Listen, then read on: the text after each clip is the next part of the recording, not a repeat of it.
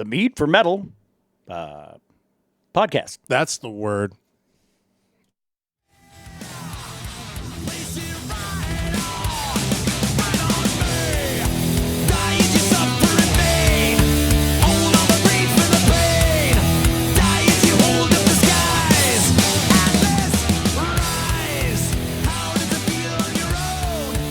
I like leading with Metallica because that way we know we're going to get popped, so we don't even have to worry about it. We can have fun from here on out. But that's all right. That means Russia can still listen to us. Oh, all you dogs in Russia that can't. I guess we just play Neil Young. Maybe that actually might get us popped in more countries. I guess it's popped in the United States, I think. Like, oh, your shit ain't viewable here. Whoa, whoa, whoa. You can't play that Canadian. It makes me hurt. Makes my heart angry. We got like 3,000 views from Greenland, though. That's awesome. That'd be all right. Yeah. They're getting all his full catalog free of charge. I saw that. If you have a phone that has the the international code, I guess you just tell Neil you want his shit for free, and he'll give it to you for a year. Feel free to email him at neilyoung@neilyoung.com. I don't know about that part, but yeah, the rest of it legit. If you think I'm fucking with you, you're wrong. We wouldn't do that to you. You got anything fun going on this week? Man, I'm just, this shit used to be just based on rage. Yeah. And those were great times. Man, this has been a fucking great Friday. Good for you, man. I feel good. Yeah, I do.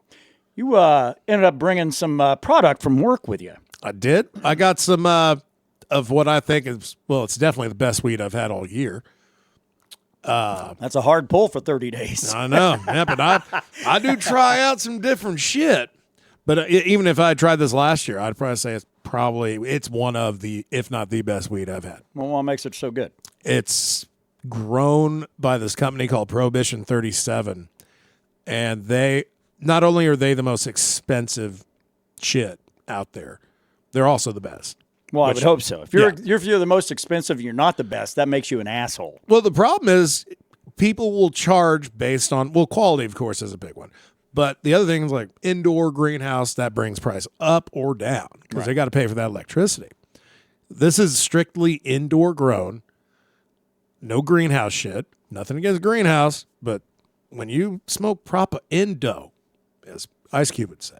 The Indo. You said this was Indo. Smell like outdoor. Actually, that's more like a Satty Indo. Yeah. It's a strain called Chili Verde, and god damn, it smells like someone took some hatch green chili and dipped it in diesel fuel.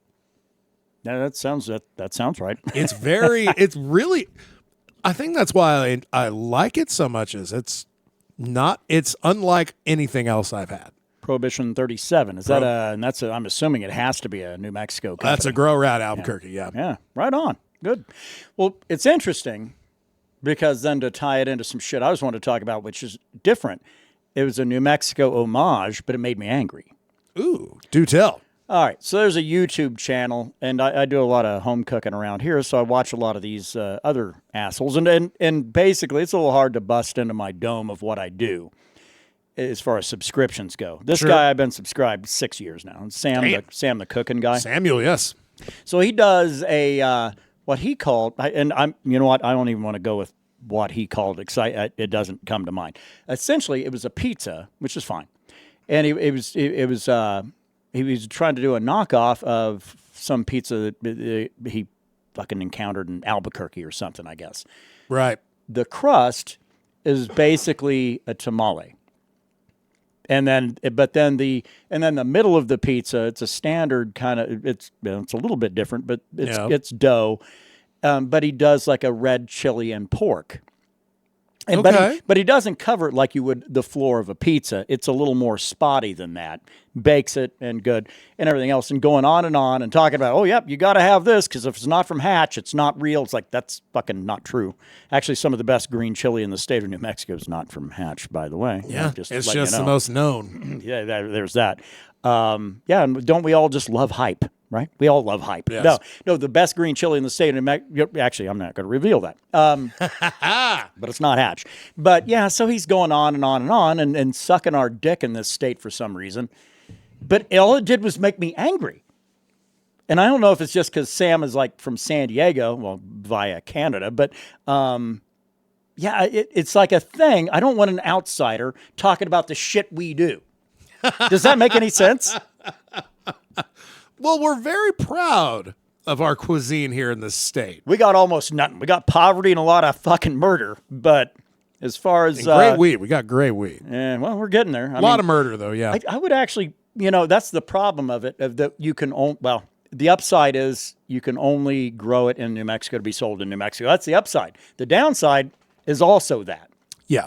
Because I can't get something from California or Oregon or Washington and compare them all. I can't do that. So I don't even know where we stand on the totem pole of where shit falls for where our weed is compared to shit they've been doing in California legally for 20 some odd years. Yeah. Even Colorado. But I'll be honest, man. Like now, for some of the best growers in the state, like P37, I would say, I wouldn't say we're better, but we're fucking getting there, man. And our prices are better. Everybody fucking says you can cross that border and get an ounce for $25. It's like, yeah. What, to Colorado? Yeah. Why would you? Exactly. Ours is fucking, 30, right? I mean, why are you going to burn gas to go over the Raton Pass? Yeah. And if for shitty weed, do you really think like, oh, man, that's a great weed? No, it wasn't. It was cheap. That's what made it good. Like Canaco is selling the top-notch shit they have to offer in that state? Probably not. God damn. Yeah. And even, I remember that's the last time I bought weed in Colorado.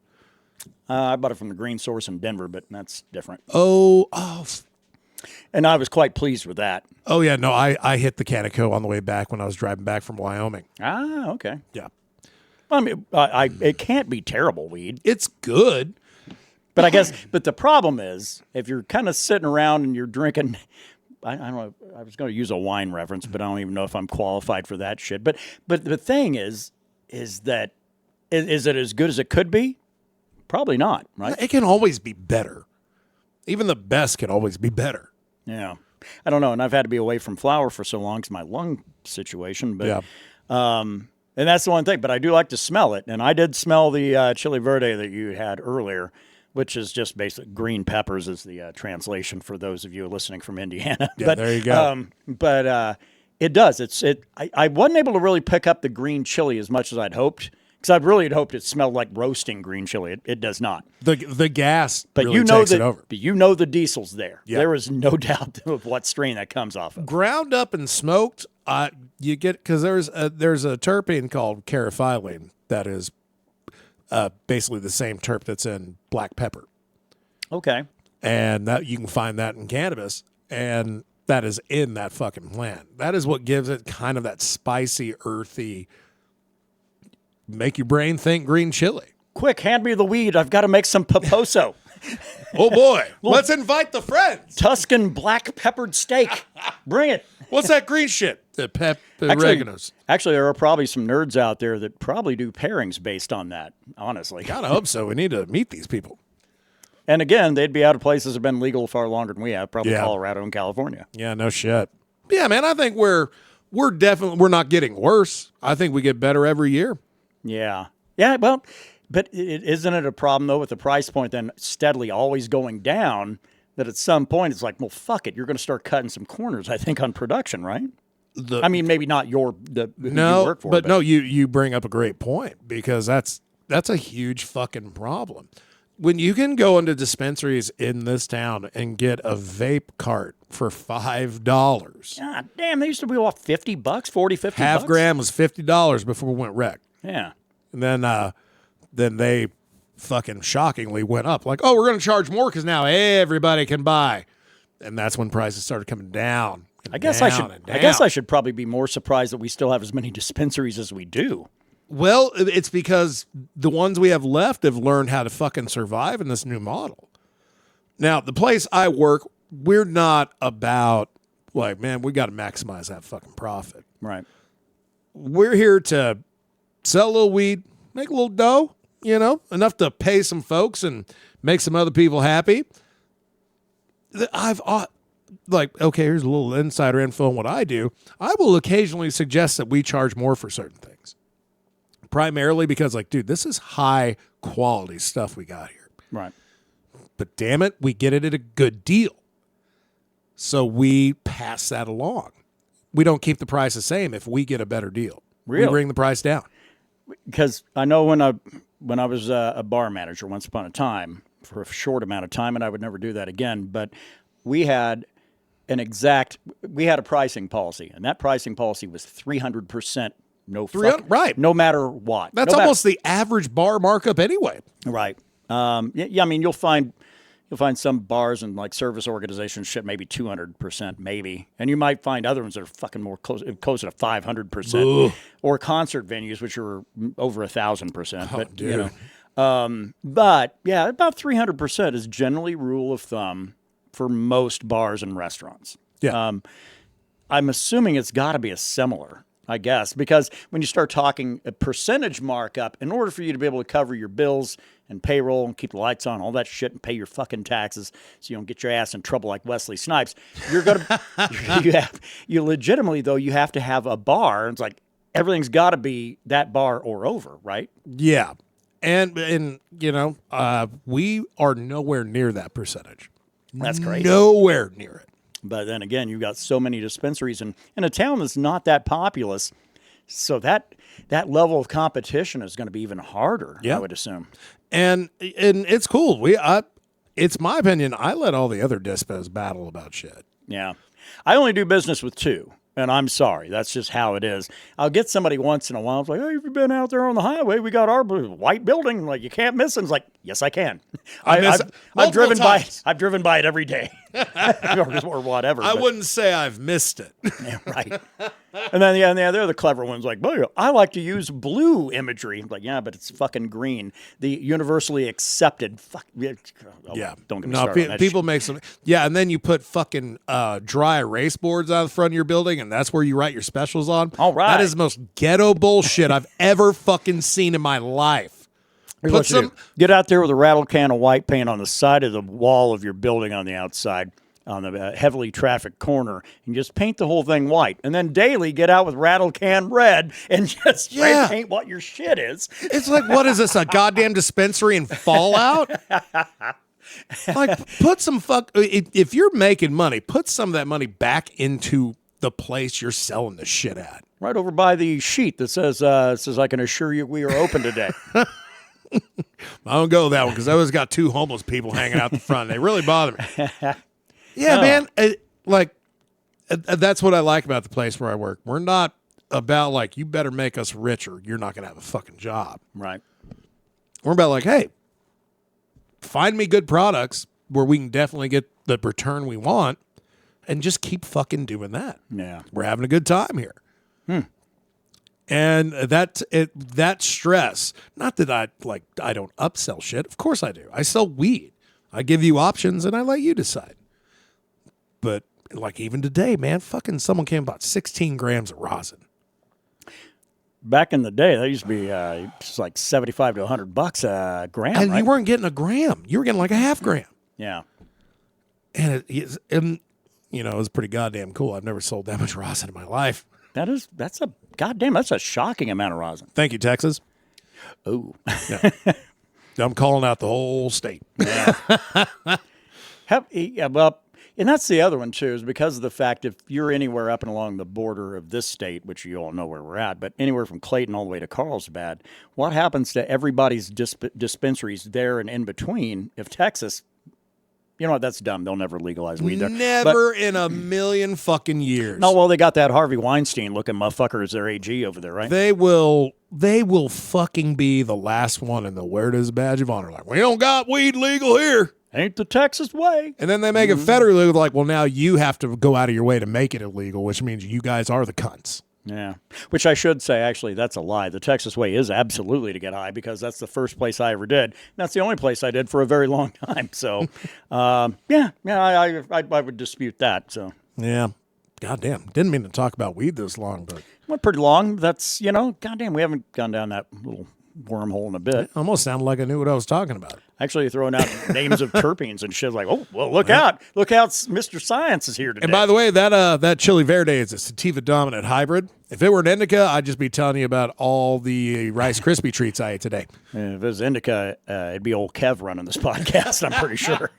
Oh, shit. All right. Well, good news. Good news and bad news. Bad news, we don't have Michaela this week. I don't know. I don't know. I think we operate fairly well as a twosome on this. If we ever have a third chair come around, like usually when Krista's in town, like absolutely, she's always going to have a mic. I've always said that's her chair. Yeah. But the good news is this week we do have LJ though. So We do. I'd asked him if he would mind being here in person, which he was not able to do because homeboy's got himself a little craft fair he's got to go to tomorrow. This is a multifaceted man we're dealing with here. Playing bass in a band, writing books, doing crafts. Come on, man. Playing Skyrim on the Xbox 360. My God. Oh, no shit. Yeah. No, he's a LJ gamer. Oh, well, I knew that. Yeah, but I think he's played it on multiple platforms too. I was always impressed because the guy's always playing some shit on like platforms you weren't supposed to play that on. But yeah, that's kind of a fun little trick. Hey, that's there. a cool Game Boy. Why does it have 30,000 video games on it? Right. And where did you buy that? So I think we're in for a reasonably fine show this week. I'm a little on the sober side because I've been not drinking since January 3rd. And you might say, oh, so you've been participating in dry January. Not willingly, but yes, apparently I have. I guess those two do coincide. Well, when you close a year out like you did, like I'm just singling you out like you're the only one. Like me. Like you me. And you alone. That's like that last 7 weeks of 2025 was a bit of what the experts would call a motherfucker. But so it's like, yeah, this is a matter of, and by the way, we hit the 31st tomorrow. You think I'm cracking a beer on Sunday? You're wrong because I'm going, God, at least 2-3 weeks into February. I mean, I got to make it worth it. And the thing is, and it's only just now I'm starting to really derive the benefits from not having drank anything. And that is that where I'm sleeping like fucking hard, man, like really hard. See, that's the problem. You're sleeping too hard. Oh, I like it. I like that a lot. Holy shit. That's going to be a little bit hard to get around. Not that hard, but you know. Yeah, well. But yeah. So next show we do, I'll still be on the wagon. The one after that, well, look out. That's right. I'm gonna keep my zipper down so I can just go running in there and pissing beer out, like just as I slam one, then I'm processing out the one before. And you're like, why did I ever stop doing this? just a perpetual fucking loop. Oh, fucking hell. Well, how's your week? Shit. Shit. It is shit. No, actually, my week is I can't complain because since the last show we did, most of America got hit with a pretty good winter storm. We were kind of the where it originated, sort of, in most ways. Yeah. So we ended up getting hit with that stuff, and I knew it was coming in. I knew it was going to be bad news bears. So I took a couple of days off to work on the house, and I did. And I went from having to deal with frozen pipes pretty regularly, honestly. Anytime it'd get under 15 degrees, it was going to be frozen. With the wind blowing. If the wind's blowing, it was closer to 20. Right. Yeah. So I took care of the issues that I'd had with that. No more wind under the house, and now nothing's frozen up. Even on the day, what was that? Sunday morning, I think it was like 1 degree. It was a degree with minus 10 wind chill. You know. Yeah, dude, it's fucking terrible. And I thought, well, I don't know. I thought there's no way that shit's not frozen up. Nope, it was just fine. So. A little happy about that. A little bit of elbow grease, and by that I mean a lot of elbow grease. I haven't had an elbow sore like this since I fucking slapped a dumb-looking guy out. Still in the giving you a lot. little well, shit. At least your back ain't bothering you. Like what? The left arm this time. So good. Yeah, but oh well. Gotta be kind to your limbs. I'm playing a little guitar this week. Been having fun with that. For you guitar players out there, I don't fuck around with alternate tunings. I just don't. There's not a lot of reason behind it. Because I figure if you can't play in standard, you shouldn't be picking up a guitar. But now I don't count drop D and all that. Drop D, I consider that's the fun one if you want to be really heavy and obnoxious. And it's easy to get to and get away from. And it's easy, honestly. Now, other tunings, I don't do. I don't do like the C# tuning or whatever. I think that's fucking one up. I don't know. Drop G. You know, I don't. I think Mac Pike plays in drop C. I think. I mean, it's fine. But I tuned up back around, I think, the early part of this month, maybe at the very end of last month. I had tuned my old Fender to DADGAD tuning. Just DAD, GAD. DADGAD. And you can ring and I think I may have mentioned this before. Maybe I don't know. If I did, then tough shit. You're going to hear it again. It just rings. It has a real, almost like a 12-string vibe to it, but it's all. Everything is in. Well, there really are no minors. I mean, it's all just major scale shit. Yeah. So when you find the minor, though, it stands out, and it stands out a lot. And if you're wanting to think, well, what songs have I might have heard that uses DADGAD tuning, and I'm talking about shit beyond like Ed Sheeran and whatever. Actually, listen to Kashmir, Led Zeppelin. Jimmy Page is playing that shit out of DADGAD apparently. So didn't know that before, but I know it now. I think it's a relatively simple riff in itself. It is, and it's just a matter of finding where that hits and not just strumming the shit out of all 6 strings in a whack. That is actually one good thing about that tuning. You can kind of get away with that, unless you're going to find those minors. So you got to be a little accurate. You find the minors and those scales on that particular tuning, and they're there. I'm not saying they're hard to find. They're just not where you'd normally seek them out. But it does bother me after a while. It's like, man, this shit's all too happy. I gotta stop this. I gotta get on social media and bring this mood down a bit. Oh God, yeah, man. It's alternate tunings can be cool. I just don't fuck with them. I really don't. A lot of the guitar players I like fucking Buzz, King Buzzo from fucking Melvins, Matt Pike. Goddamn, there was one more. I can't remember his name, but he's from that band Yob. Those are all different tunings, but they provide very specific things. Like Matt Pike is in it for the riff and the crunch. There's not a lot of Nothing Else Matters style songs like High on Fire albums. Yob, I can't remember his tuning. It's not drop C, but his is more ethereal with like the ability to put in a chunk riff when needed. And granted, you can do all that shit in standard for sure, but it just like Devin Townsend, he plays in F, drop F, something like that. No, his is something else. It's another one of those where it's a weird one. Yeah, it's not just a matter of dropping your fucking bass, your lowest string. It's not that. You're changing everything. Yeah. And which is what DADGAD is essentially, because you're changing up 1, 2, 3, 4. I mean, you're changing around 4 of them. But I don't really do a lot of dives into that shit because I don't really need to. Because if I'm wanting to change it up a little bit, I'll just do what Steph Carpenter did and add more strings and just go lower. Right? There you go. Fuck changing the tuning. Put 3 more strings on that bitch. Or Doug Pinnick, for that matter. It's like, you're not a bass player. Why do you have a 12-string bass? Because I like really groovy noise. Because I like to also sound like a rhythm guitar sometimes. There is that. Because you get a little up on that, neck above 5th position on that fucking bass and that Schecter, and whoo, it's like, man, how do you get that chuggy guitar? Secret, it's not a guitar. Right. It's a bass guitar. God damn it! That fucking Schecter bass really does make one entertain Schecter guitars in general. It really pulls the room together. It really do. It really do. You know who else pulls the room together?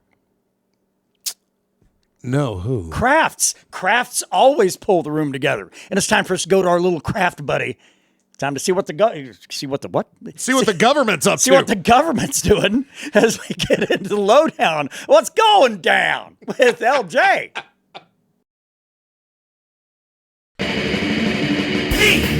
Give me money for metal.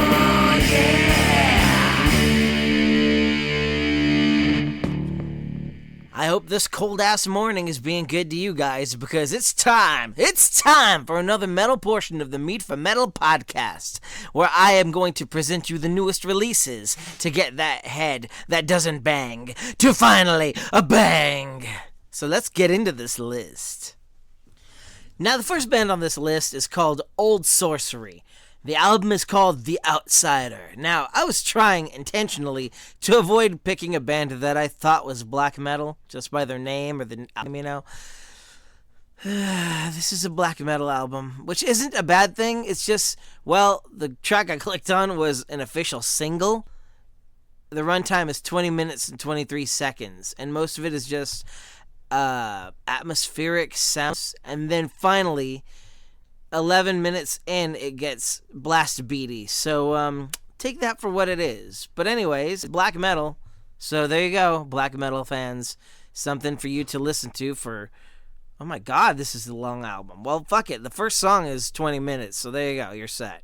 Oh, how naive I was whenever I thought that Weird Al Yankovic had recorded the longest song ever with Albuquerque. And then Metallica and Iron Maiden came to me and said, hold our imaginary beers. So, boy, sure taught me. So, now, this next band is called Wolfenstein. Yes! Finally something named after a video game I recognize. The album is called... Okay, it says Death Brigade, but the album is actually called, according to their album cover, War Bomber Death Brigade. How do you fuck that up, Loudwire? Anyways, the album is death metal, but it sounded like black metal at first, and I was all like, God damn it. But yeah, it's death metal, so we can all cool our tits on that. But I think it would appeal to everybody who just likes really heavy, really fast, really aggressive, violent shit. I mean, it is called War Bomber Death Brigade, and the band is called Wolfenstein, so if that doesn't tell you killing shit is cool, I don't think anything will.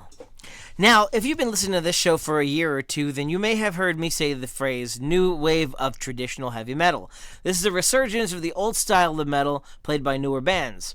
Rave in Fire is the name of one of these bands, and the album is called Square One. It's super duper sort of giving me Iron Maiden 80s vibes, but with a little hinge of like Judas Priest and Actually, I think you should go check this one out for yourself. I think you'll be pleasantly surprised. There's a little bit of Dokken in there, too, which is pretty cool. But yeah, Rave in Fire, 3 words. Not Raven Fire. That's something else entirely, apparently. Now, the next band on this list is called Shields. And as far as I can tell, they're from the UK. Because I went to their website, because I was trying to find out what genre they were, because they sounded like black metal at first, and I was about to just skip them, but I decided, you know what, give them another chance, and checked out, they sound kind of like metalcore. Anyway, the album is called Death and Connection. I highly advise you to check this album out, especially if you cross over with metal and, metalcore. Yeah, I think you might enjoy it if you're into that stuff. Because they do a lot of stuff that I've heard metalcore bands do. For example, melodic singing and then straight up screaming for 10 minutes. You're welcome. If you're a fan of something a little bit more traditional and less blast beaty, then allow me to introduce you to Blackwater Holy Light. 2 words, Blackwater Holy Light. The album is called Not Here, Not Gone. I'm having a hell of a time trying to define their genre because these guys did not sound like, well, it's not guys, it's women folk, ladies, chicks, it's just women in the band as far as I can tell. But I wasn't able to really tell what genre they played, so I think you ought to give this band a listen and check them out, definitely. It was relaxing but also pretty solid. I really like this band. So go ahead and give them a listen. It's definitely a palate cleanser after all that fucking black metal I've been subjecting myself to. Remember, I suffer, so you probably don't have to. Unless you want to, which is perfectly fine. I mean, it's an option if you want it to be. Just saying. The next band on this list is called Defaced, and their album is called Icon. But I was having trouble finding any information on this band because apparently there's more than one band called Defaced, and there's a band with the song The Icon. I don't fucking know. So anyways, go ahead and check them out. I couldn't find the new album to see what it sounds like, but I did find a band called Defaced that was black metal. Take that for what it's worth. Now, this next band on here is the Buzzcocks, a punk band, and, that's a nice little change of pace, isn't it? Anyway, the album is called Attitude Adjustment, and this one got my balls rocking. I think it'll make your balls rock, too. And ladies, I know you don't have balls, but, chesticles? And finally, Macaulay Schenker Group has an album, Bad Boys, the Macaulay Schenker Group Story, 1987 to 1992. And I know it seems kind of anticlimactic to end on such a normal note, but hey, man, we made it full circle. If you're still in the mood for some heavy shit, Nightmare with Hell Interface EP is out there. So we've also got Stabbing with the album Eon of Obscenity, and Sweatmaster with More, the album. All right, and that's all I've got for this week. Take it away, Mead Hall, and I will see you fuckers next time. I hope you have an excellent rest of your day. Rock the fuck on. See ya. Remember when food tasted so good you'd go for seconds and thirds? More, Master Robert? Homestead remembers. Remembers the chicken should be golden light and spiced just right. Taste it in Homestead's picnic pack. 12 pieces of chicken and 6 baked potatoes, all for $6. Remember how good food should taste? Homestead remembers.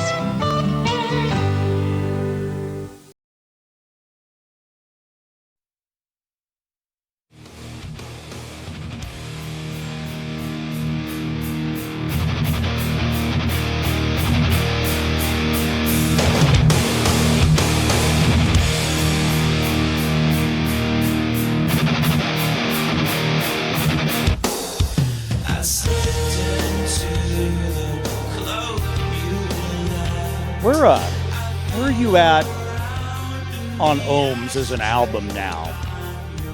I feel like most Deftones albums that came out after Diamond Eyes, they grow on me with time. Yeah, I guess. Because this album came out 2020, right? Yep. Yeah, like right in the depths of the pandemic. Right in the hole. Yeah, right, man, more right than not. Boss. I had kind of an issue with Ohms immediately when it dropped. Now, I like that one. That was Urantia. I like Radiant City. Celebrate. I think those are the three. Those are the three I like. And Genesis was good. I mean, but kind of where I'm at, it's like, man, I like those three, and that's it. That's what I've got. Yeah, and it's not really expanded a lot more, but I do appreciate those three even more than I used to. Yeah, and that's just what happens, man. Like we'll be. I have not gone back and listened to private music at all. Yeah, at all. We gave a listen, and and it's another one of those. And as soon as I heard it, I thought, well, this is just like some of their other shit. It's going to be a few years, and I'll have to really kind of then jam it, and then I'll get into it. But that's the crazy thing, man. Deftones are bigger than they've ever been. This was a universally praised album. That is kind of crazy. Yeah, and I'm just like, dude, am I the one that's like not cool? Have they moved on without us? Oh, these motherfucking Devin Townsend us. Or me. I won't speak for both of us as Devin Townsend fans, but I was still hurt. Man. I'm not that hurt anymore. I found better shit, actually. I hate to say it. Yeah. How goes the Safari for vinyl? I didn't know if you were going to bring that up. It's there. I actually, and it always happens at work, man. I'll be sitting there. I'll have a half hour. I just gotten a huge fat fucking tip at work, and my joy levels went through the roof. I'm like, well, time to buy some vinyl. This is free. No, I have vinyl money. Free money. And and my grandmother, she's I'm not going to say she has the same addiction as I do. I gave her this addiction. You made sure she had it. Yeah, that's right. I blame Jack for getting me a killer record player, because then I just gave her my old one. Right. So now, I mean, that's basically hand-me-down addiction. But I believe the price point's probably the same as heroin. Just the joy might be a little better over the longer term. Yeah, and it's like you can go to a particular heroin and it'll never run out. It's limitless heroin. And my grandmother and I, back when she would take me to school, we would jam Otis Redding, Sitting on the Dock of the Bay. Okay, that's our song, and we would sing it terribly. I mean, we were not. I wasn't singing. I was 13. Yeah, I don't think anybody's singing that thing properly. But it got my mornings started on the right foot more times than not. And so I picked her up the best of Otis Redding. And it's just a normal vinyl. Nothing fancy. Nothing spectacular. So grandma just getting the pedestrian vinyls, no, I did. You're getting the pretty ones. I got her the pretty Bob Seger greatest hits. Oh, okay. So she now and the funny thing is she thinks like, oh my God, so valuable.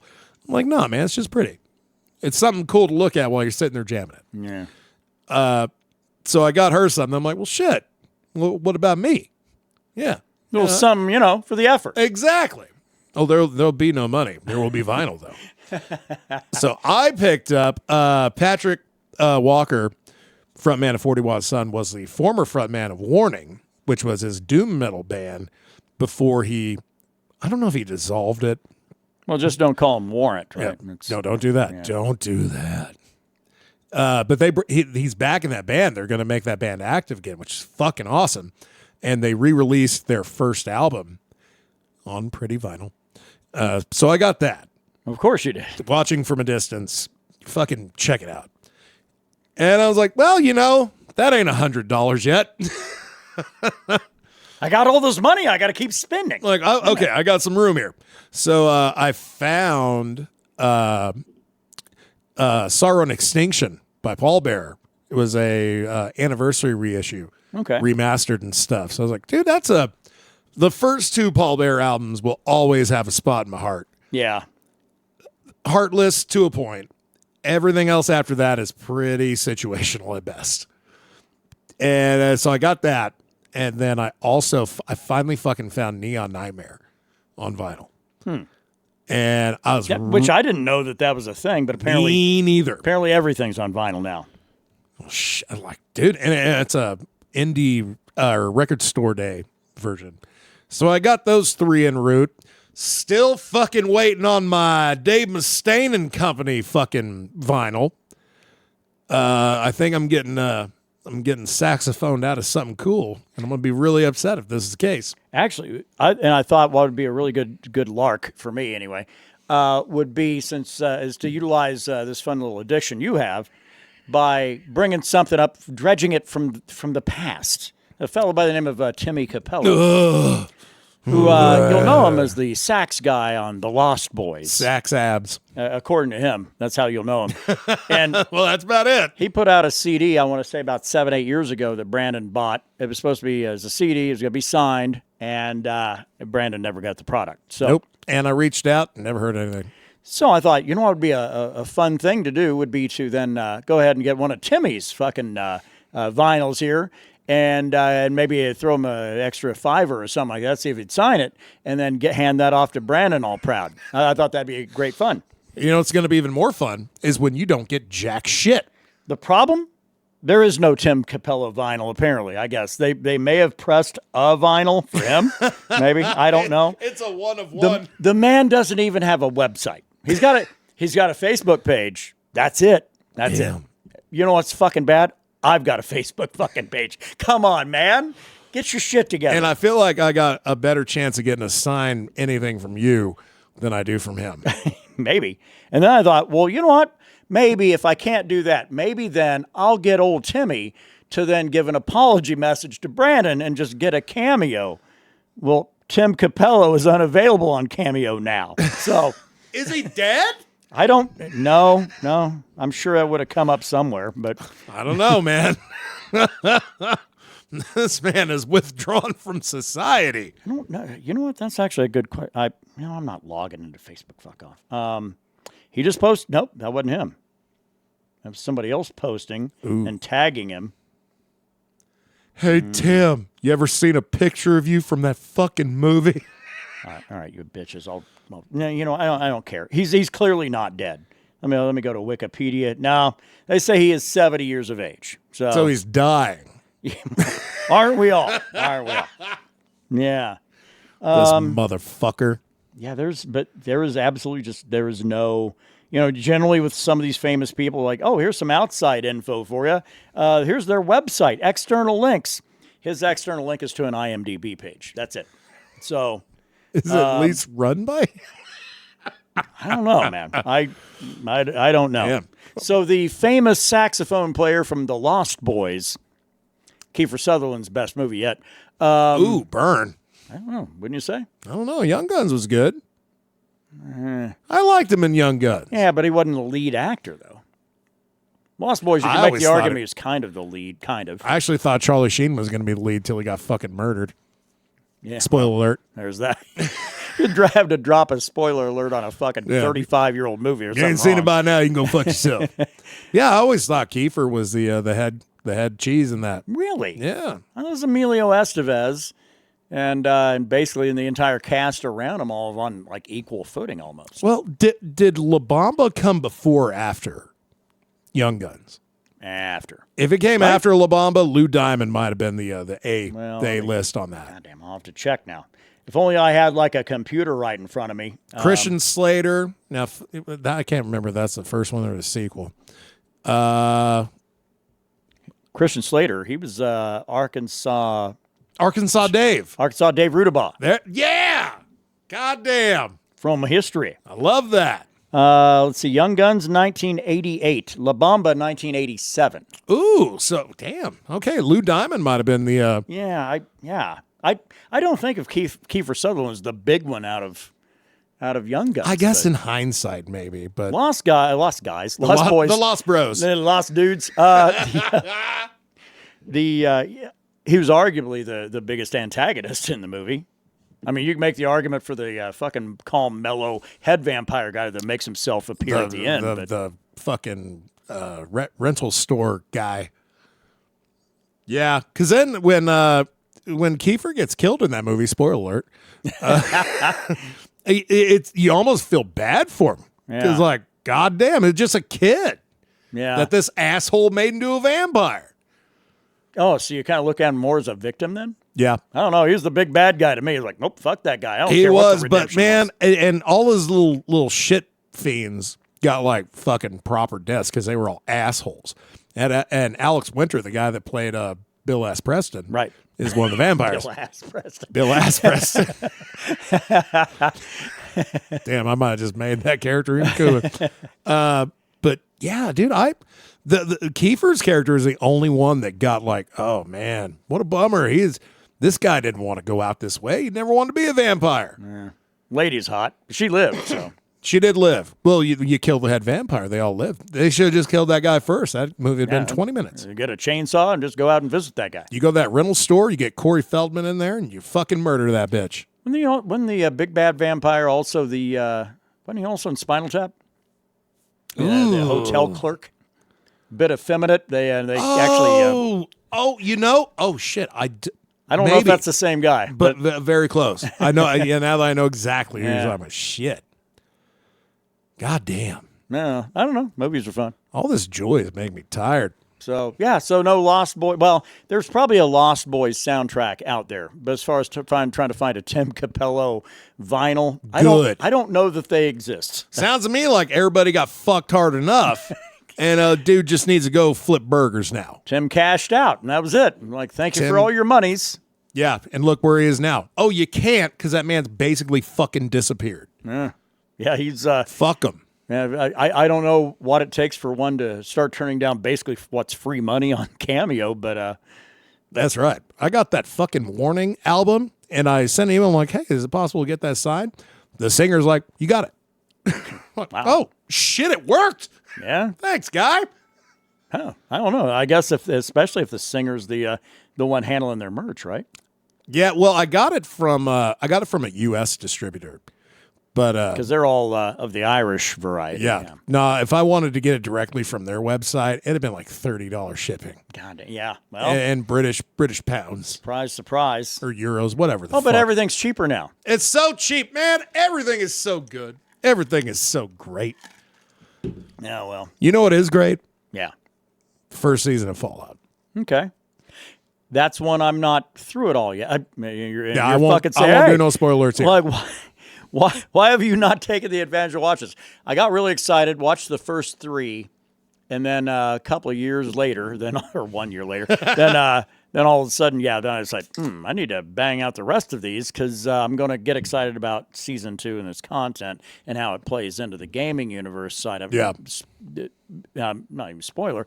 It's going to be focused around New Vegas. Right. Ooh, but like 11 or 20 years later, Assumption, 11 is just a random number, but I think it might be that. But it's after where the game setting is at. Yeah. but it's got all the elements, the factions, and all that shit. And I got really excited. I was like, well, settle down, dummy. You got to watch the first goddamn season. You got to get there. You can't just dive into the middle. It's like people I get angry at that read books that way. It's like, well, I decided to start in the middle, just kind of see where it was. You got to hit the NCR first, and then you get to go to New Vegas. So I want to do that, but yeah, I got to get through that first season. Where am I at? I think it's 8 episodes this season. I think I'm through 5. So I could easily bang that out probably over the weekend. But if I motivate myself to do it, I got to motivate myself to watch a movie now. Understandable. Me too. I understand that feeling. And for those of you like, what? You got to motivate yourself to sit on your ass for 2 hours? Yes and no. Because my problem actually is bigger in that trying to keep my attention for that long. And right. And shit on, I mean, and these episodes are all, about 50 minutes 53 long? minutes. Something like that? Yeah. So under not an even, hour. Not even a full hour. I mean, but one episode can hold my attention, but man, my brain starts to just wander. You're not a binge-watching guy. You're an episodic boy. Yeah. Well, dude, that's what made Game of Thrones great. The anticipation for next week's episode. There is that. Instead of just be like, there it all is. If I'd get off my ass and just start watching episodes of Fallout on Tuesday instead of, say, Tasha's podcast or something, then I would be able to bang that out no problem. Hey, that might be a new tradition to bring into the Mead Hall. Maybe, because you've seen season 1. I just finished it today. Cool. Well, I'm gonna try. I'm gonna try to grind a little on season 1 and myself, see if I can close that out this weekend. We'll start doing that shit come a Tuesday. Throw it on. I don't mind watch that shit again. It was fun. Yeah, I'd love to get into season 2. That's the anticipation. If it wasn't for season 2, my ass would not have even thought about finishing season 1. Not because I had any problem with it. It's just like, I'll never get to it. That's fine. Yeah, and the funny thing, I think the finale of season 2 is on Wednesday. So season 2 is already almost done. Which is good, because that doesn't matter. Yeah, well, it just means you can watch it at your leisure. That's right. Cool. Which is the best way to do things in life. Is there anything else that's kind of gotten your attention, like to the depths that Fallout apparently has? And vinyl. God damn, those are my mistresses right now. Yeah. Let's see. What do we got? Anything cool? Anything? Because I even thought about it. I have kind of fallen a bit into an entertainment rut. I was talking earlier in the first half of the show about watching like Sam the Cooking Guy. Right. I don't know. I don't know how many subs I have now. Too many would be my answer. But I probably got around 40 subs or so. Yeah. Maybe 50. I don't. Somewhere in that fucking range. And but not all of them post all the time, and that's fine. Some of these assholes is like once a month, and like, all right, that's fine. You're not taking up any of my bandwidth, really. But, I'll get around to watching when I watch it. Others, if you post too much, I'm probably going to unsubscribe. That's me. If you're a daily fucking poster, we're not friends. Too annoying. We shan't be friends. But most of them, though, like Sam the Cooking Guy, 2 posts a week, two video uploads. That's enough. A week. That's enough. Beard Meats Food is a competitive eater, Adam Moran out of the UK. Watch his shit. Post once a week. Only hangs out with UFC fighters, apparently. That's not true. Twice. He did that twice. Twice. But yeah. Twice. One was really cool. The other one's a cunt. Yeah. And I'll leave it to you to figure out which one's Tom Aspinall and which one's Patty Pimblett. But so those. I think Josh Wiseman used to post weekly. He's every other now. But he's got 2 channels, so you actually still, if you're following both, you get uploads once a week because he'll post to one channel 1 week and then the other one the next. Wow. So that's cool. I mean, that's where my shit is at. Now, what have I added anything recently? Answer to that is no. No, I have not. I have the same subs that I had 2-3 months ago, probably. Yeah, I haven't really added a whole bunch of shit either. But kind of hard to find. Yeah, a little bit. But YouTube is that's my existence these days. Speaking of Fallout a while ago, the weird one with that would be that I would have to fire up Prime and be like, holy shit, I'm on a different platform. What is this? No one tell YouTube. Keep it secret. I want to be just over here having a little fascination. And, that's right. YouTube come in on you and be like, hey, the fuck you doing? Because YouTube, that's my music. That's fucking all my subs that I do to other varieties of And it is a variety of shit. From, Goddamn right. From a fat guy working on motorcycles to fucking various home cooks to fucking musicians talking shit about their favorite and least favorite fucking instruments to a Ukrainian chick who's a luthier. That's a cool channel. Yeah. It's so much nonsense that I subscribe to. But each one of them in some way, shape, or form probably brings me joy. There's a lot of shit that I don't subscribe to, but it comes up regularly enough to where I don't need to subscribe. And that's where YouTube's algorithm is fucking the creators. You're like, man, well, this guy watched one of your videos and gave it a thumbs up. We're going to feed all of them to him now. Yeah. And then it's like, well, I don't want to watch all this, though. Yeah. And then it makes you like, I ain't going to watch it. But it'll always come up like, hey, here's some shit you might like. And you watch like, one fucking thing. Yeah, but the creator gets screwed out of it. They get the view, but they don't get the subscription. Not from me. And I don't know, honestly, at the end of the day, I don't know which is better, the view or the sub.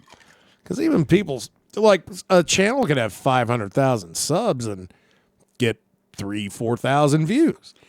Interesting example on the ones I subscribe to. There's a chick that she sells herself as something she's not. What she is a model, and she's fucking gorgeous.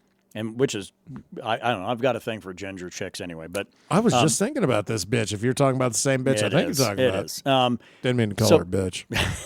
I call all ladies that casually. I'm that sorry. Beautiful woman. That woman.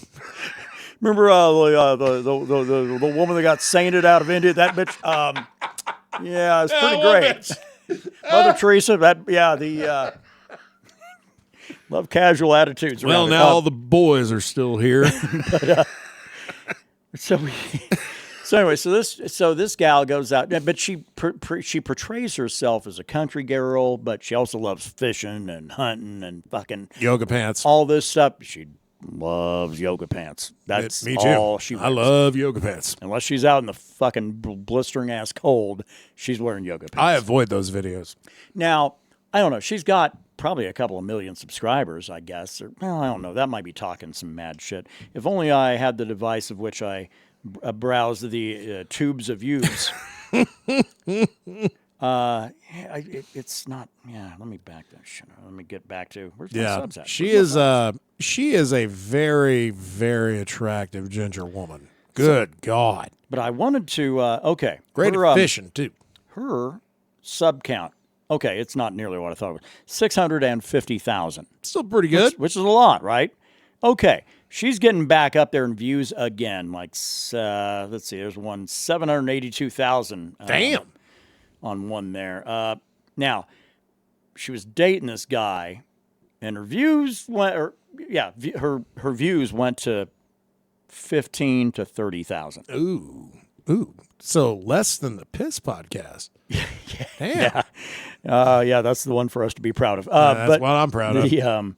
But so I don't know. He hadn't made an appearance since early last summer. And her views are now back in the range of 400 to 500, 600, 700,000. They don't want to see that motherfucker. That's it. It's like, well, I think if you've ever wondered what your subscriber base is, it's a bunch of thirsty dudes wanting to watch what you're doing. That's right. all it is. And then they see another dude's like, man, I can't jerk off to this. It might make me a little gay. Or whatever. A little? Yeah. Like, there's a guy on this. I can't be doing this. This made me 38% gay. But I don't. I just make assumptions about people. I don't. But well, it destroys the illusion. I guess. It really does. Because here's this chick wearing fucking yoga pants, and it's like, oh boy, this is all right. And all of a sudden he walks into frame like, nope.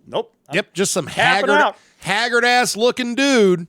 But John those are, Q. Normal. Generally, your latent fellows, I would have to say, get a little nervous about that. And come on, man, embrace your manhood. You can keep up that action. Come on. Yeah, let her do her thing. I mean, that's how that song goes. At the end of the day, she goes home to you. But the reality is, it's like, yeah, that guy was making those fucking views drop precipitously. Yeah. Now he's not on them anymore, and those views are back up again. Well, not to where they were. She used to get over 1 million views and shit. Well, especially over the pandemic. But the views go down in the wintertime due to the wardrobe. Yeah. They bump up in spring, though. I don't know. I'm interested to see if she actually fully rebounds back into the millions of views. Maybe again. she has an OnlyFans, bringing them back that way. I don't know. Maybe. I'll have to research this. Yeah. She probably does. I can't think of a woman under the age of 30 that's really, really attractive, that's really motivated by views and money, especially, Prime. that are able to back all that up and get paid for it. I mean, if you kind of fall into that category, I would not doubt it. And I don't fucking cast. I wouldn't begrudge you that I at don't all. Cast Fuck aspersions on anybody wanting to make money, like just by throwing your flesh out there in front of people. Do it. I don't give a Dude, damn. I could have an OnlyFans, and I would be so popular with the gay fat men sect. I would. I know I would. There you go. What do they call it? Bears, right? I've been told this. You're a grizzly. And it's like, I know. Yeah, I know. I'd be pretty kick-ass. Look at me. Yeah, that's right. Look at me for $20 a month. Yeah, mine would be like, hey, you want to see some gray pubes? There you go. I'd be like, this is how I pick up my socks in the morning. Oh, shit. All right, well, let's quickly move along. We've, before the visuals kick in. Oh, no, stick around. 0.5 coming up right after this. But in general, YouTube it's fine. The views are what they are, at least where I'm at. People that I used to really, really enjoy their shit, some of them just disappeared. One guy hadn't posted in like 11 months, and he's still alive, so I'm guessing he just went, well, that's all I got to say. That is immediately where my brain goes, like, oh, they're not on the internet more. Are they dead? No, this guy, I think, just had enough, Ocean Keltoy, But Oh, yeah. I forgot about that guy. Well, you want to learn any more, go back and watch the other shit I've already done, I guess. You got Jackson Crawford, who's he's a old Norse specialist. All the best. That doesn't make him necessarily compelling, but sometimes he has some interesting content. Well, do what you got to do, but he got married, and I forgot. Yeah, and so his wife, you get both channels upload sometimes, and I'm not the biggest fan of that. Oh, the wife has a channel. Yeah, damn, man, that's weird. It's fine, but she's got to give you some philosophy once That's in right. a while, I she guess. got to bend down to pick up some socks too, if you know what I mean. MM Arcade. I used to call it MMA Arcade. That's not correct. It's MM Arcade. That's the one that Robert Whitaker is on, and that other guy. And the other one, theirs is okay because Bobby Knuckles will give you rundowns of fights, and especially if it involves fighters he doesn't like, it's almost must watch kind of shit. More times than not, he's going to be entertaining as fuck. Yeah. Chris James, it's another subscription I've got. I watch his shit mainly so I don't have to watch reality TV because that's what he does. Oh, it's that guy. Okay. Yeah.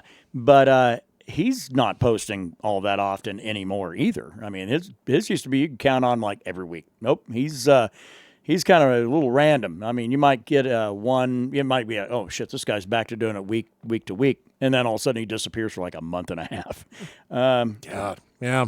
But I'm not that much into reality TV, so it doesn't really break my heart if he doesn't do any uploads. It's good to get the Cliff Notes version though, every once in a while for sure.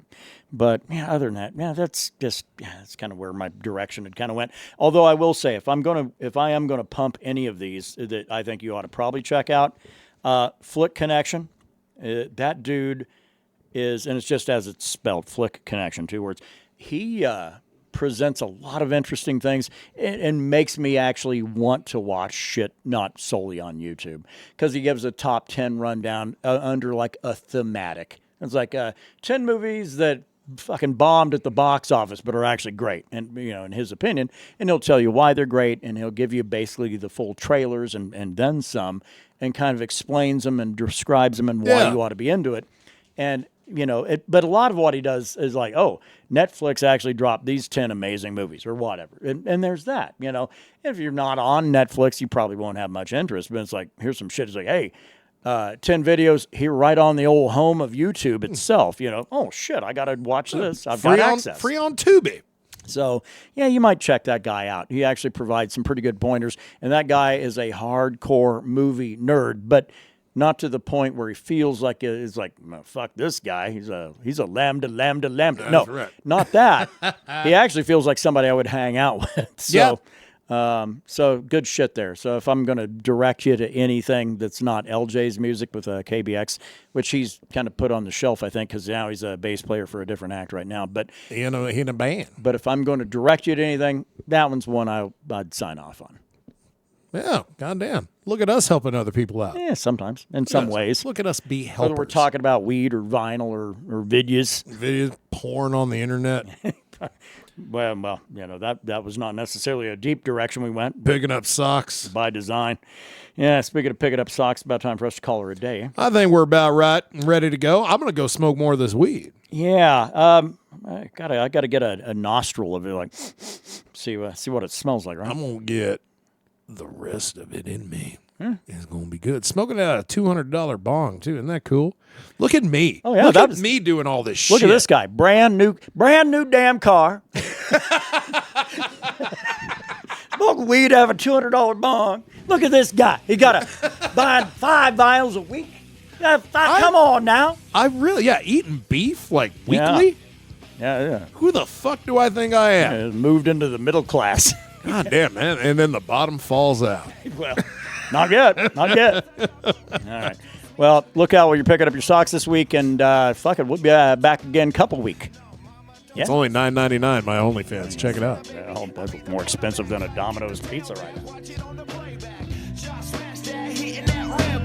Up in the end zone, biting on the collarbone. I just want your company.